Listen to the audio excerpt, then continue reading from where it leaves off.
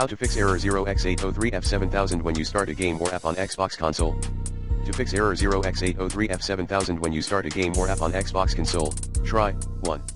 Restart/power cycle your Xbox console. 2. Check Xbox server status. 3.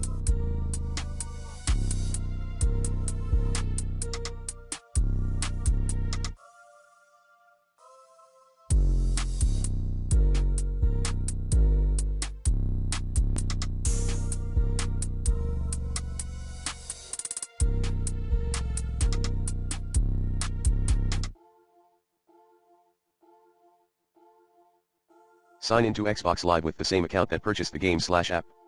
4. Set desired Xbox console as home Xbox. 5. Contact the game/app publisher.